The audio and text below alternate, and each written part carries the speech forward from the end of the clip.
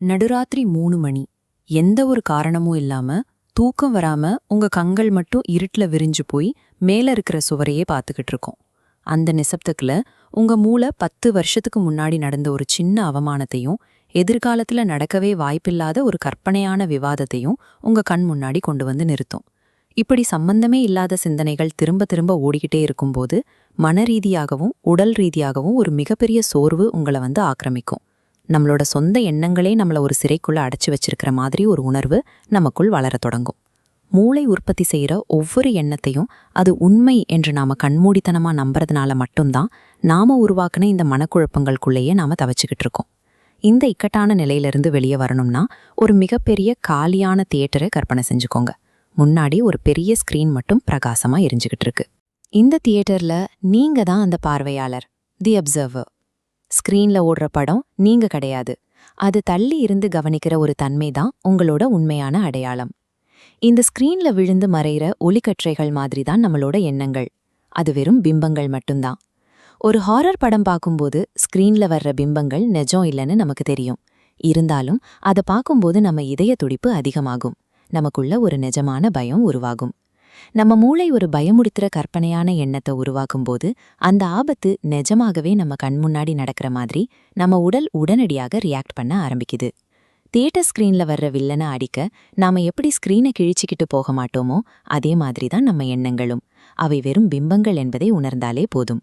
நம்ம மூளை ஏன் எப்போவே இப்படி பயமுறுத்துற காட்சிகளையே நமக்கு காட்டிக்கிட்டு இருக்குங்கிறதுக்கு பின்னாடி ஒரு பரிணாம வளர்ச்சி காரணம் இருக்கு.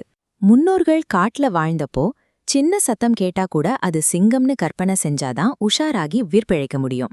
இன்னைக்கு அந்த பழைய மூளை நவீன உலகத்திலையும் அதே எச்சரிக்கை மணியை அடிக்குது. புது ஜாபுக்கு மாறுறது, மேடையில பேசுறது மாதிரி விஷயங்களை செய்யும்போது இந்த எச்சரிக்கை முறை நம்மள முன்னேற விடாம தடுக்குது. நம்ம மூளை என்பது உண்மையை மட்டும் காட்டும் கருவி கிடையாது. அது நாள் முழுக்க பல தேவையற்ற பரிந்துரைகளை, சஜஷன்ஸ் நம் முன் வீசிக்கொண்டே இருக்கும். ஒரு எண்ணம் வரும்போது அது நிஜமா இல்லையா என்று ஆராயறதுல எந்த பயனும் இல்ல. ஏன்னா பயத்துல இருக்கும்போது எல்லாமே நிஜம் மாதிரி தான் தோணும். நம்ம மனச நம்ம கட்டுப்பாட்டுக்கு கொண்டு வர ஒரே ஒரு கேள்விதான் தேவை. இந்த எண்ணம் எனக்கு பயனுள்ளதா? ஒரு எண்ணத்தை அதோட உணர்ச்சிபூர்வமான அழுத்தத்தை வச்சு எடை போடாம அதோட பயன்பாட்டை, யூட்டிலிட்டியை மட்டும் வச்சு பார்த்தா நம்மள முடக்கி போடுற அதோட சக்தி தானா குறைஞ்சிடும். மனதுக்குள்ள சுழஞ்சுக்கிட்டு இருக்கிற அத்தனை எண்ணங்களையும் உடனடியா ஒரு பேப்பர்ல எழுதி அதை கண்ணால பாருங்க. இப்படி பேப்பர்ல எழுதும்போதுதான் அந்த எண்ணங்களோட முட்டாள்தனம் வெளிப்படும். அது உங்களை மிரட்டிக்கிட்டு இருந்த அந்த உணர்ச்சி பூர்வமான பாரம் மெதுவா குறைய ஆரம்பிக்கும். இப்போ அந்த பட்டியல்ல இருக்கிற தேவையற்ற சத்தங்களையெல்லாம் பயனுள்ளதா அப்படிங்கிற ஃபில்டரை வச்சு அடிச்சு தூக்கி போடுங்க. மிச்சம் இருக்கிற உங்களுக்கு நிஜமாவே பயனுள்ள அந்த 1-2 விஷயங்களை மட்டும் எடுத்துக்கிட்டு அதுக்காக இப்போ நீங்க செய்யக்கூடிய ஒரு செயலை உடனடியாக திட்டமிடுங்க. உங்களால மாத்தவே முடியாத கடந்த காலத்தையோ இன்னும் வராத எதிர்காலத்தையோ நினைச்சு கவலைப்படாம இப்போ உங்க கட்டுப்பாட்டுல இருக்கிற விஷயத்துல மட்டும் உங்க சக்தியை செலவிடுங்க. தினமும் செய்யற இந்த சின்ன தாட் ஆடர் உங்க மனச ஒரு சர்வாதிகாரி கிட்ட இருந்து ஒரு ஒழுக்கமான வேலையாளா மாத்திடும். நீங்க உங்க மனசை பயன்படுத்தணும், இல்லைனா உங்க மனசு உங்களை அதோட இஷ்டத்துக்கு பயன்படுத்த ஆரம்பிச்சிடும். இதுதான் இறுதியான முடிவு. நாளைக்கு வரைக்கும் காத்திருக்காதீங்க. இன்னைக்கியே ஒரு பேப்பரை கையில எடுங்க. உங்க மனசுல ஓடுற எண்ணங்களை எழுதுங்க. தேவையற்றத அடிச்சு தூக்கி போடுங்க.